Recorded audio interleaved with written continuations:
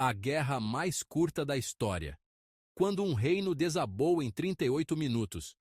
Você já ouviu falar de uma guerra que terminou antes mesmo de começar? Parece absurdo, mas isso realmente aconteceu.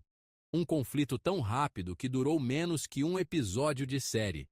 E o mais incrível, deixou um reino inteiro em ruínas. Antes disso, inscreva-se no nosso canal para que possamos sempre estar melhorando nossos vídeos. E vamos lá. Essa é a história da Guerra Anglo-Zanzibar, o confronto mais curto da história da humanidade. Uma guerra que durou exatos 38 minutos. Mas o que pode levar duas nações a começarem e terminarem uma guerra em menos de uma hora? Prepare-se! Porque essa história tem traição, poder, orgulho e um trono manchado por fogo e fumaça. Estamos em Zanzibar, uma pequena ilha localizada na costa oriental da África.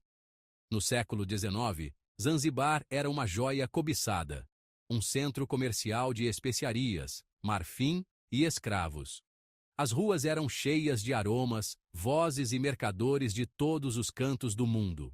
Mas, por trás de toda essa beleza, existia o domínio britânico.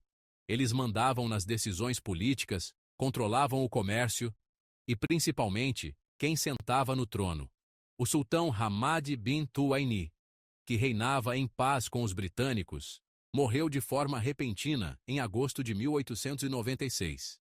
E aí começou o caos. Assim que o corpo do sultão esfriou, seu sobrinho, Khalid bin Bargash, invadiu o palácio e se declarou o novo governante, sem consulta, sem cerimônia, sem aprovação dos ingleses. Os britânicos, é claro, ficaram furiosos. Eles já tinham outro homem preparado para assumir o trono.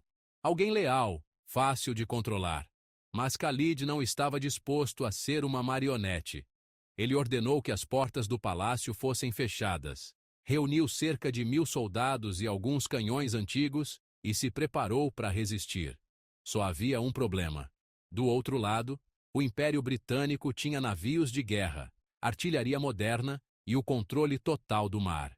Na manhã de 27 de agosto de 1896, a diplomacia havia falhado.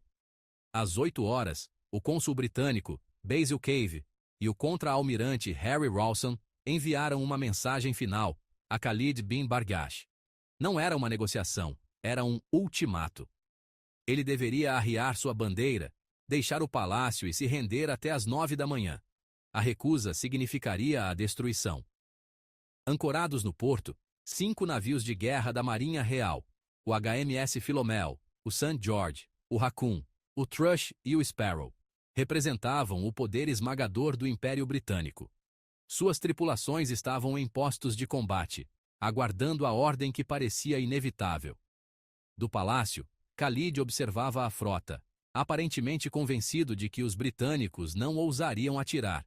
Ele respondeu com um silêncio desafiador, reunindo seus cerca de 2.800 homens, armados com rifles antigos e alguns canhões de bronze cerimoniais. Entre eles, uma metralhadora Gatling, um presente da própria Rainha Vitória, agora apontada contra os navios dela.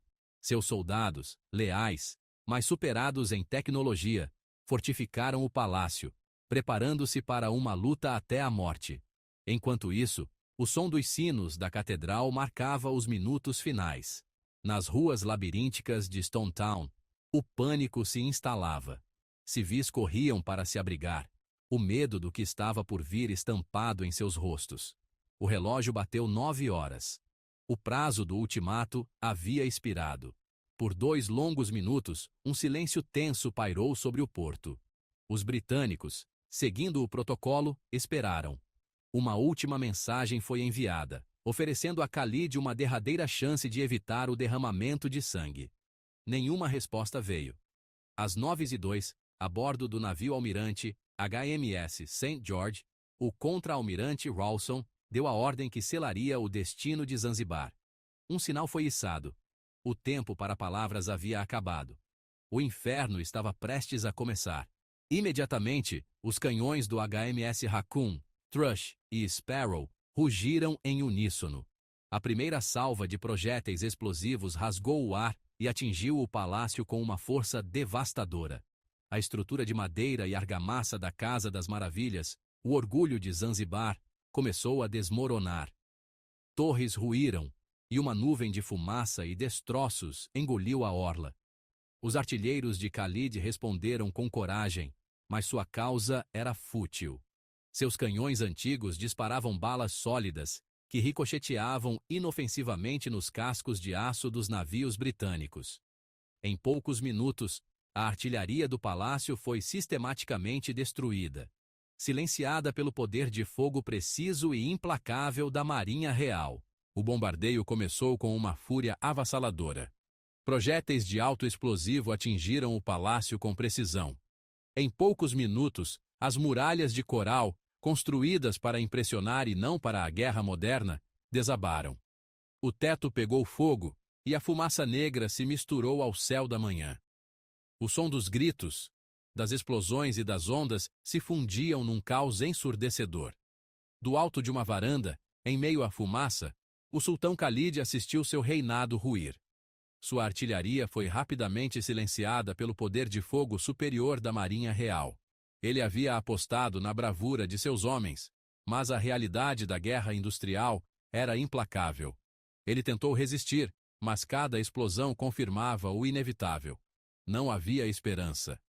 Às 9h40 da manhã, 38 minutos após o primeiro disparo, a bandeira do palácio foi derrubada, e o bombardeio cessou.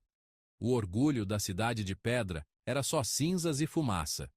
Em meio ao caos, o sultão Khalid bin Bargash fugiu para o consulado da Alemanha, onde pediu asilo, escapando da captura iminente. A devastação humana foi imensa. O número de mortos em Zanzibar passou de 500, entre soldados e civis apanhados no fogo cruzado. E do lado britânico, apenas um marinheiro levemente ferido no cruzador HMS Thrush. Uma demonstração chocante da disparidade tecnológica e militar entre o Império e sua colônia. A guerra mais curta da história havia acabado. No mesmo dia, os britânicos instalaram seu candidato, Hamoud bin Mohammed, como o novo sultão.